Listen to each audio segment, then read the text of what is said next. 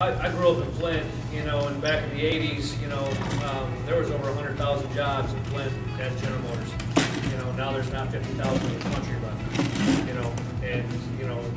everybody, there was blacks, Mexicans, it didn't matter. Everybody had a good paying job. Everybody went to the same schools, everybody had money.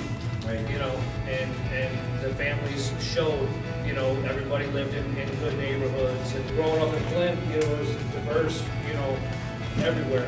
Everybody got along with I everybody. think it's really a great story. 2 points to that for me. Number one is what was the power of the UAW then? That we could get our members great enough income that they could live in the same neighborhoods. The second important point was when everybody was doing well financially, there was a lot less anger, tension between races, right? Because we were all going better. Today, they take away our economic security, and then they blame another race. They blame immigrants, they blame Muslims, they blame blacks, they blame Latinos, right?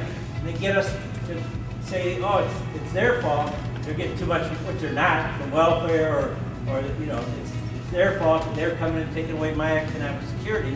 When the truth is that the people taking away our economic security are the wealthiest. And that's the lesson that we have to get members to understand.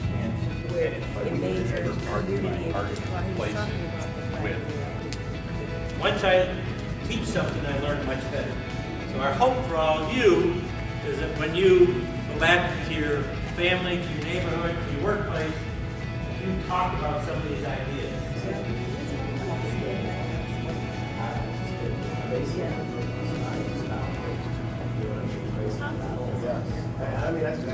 Enemy help him, et cetera, but the Tea Party does is don't help the man on. Don't, they may be your enemy. You have what you have, you deserve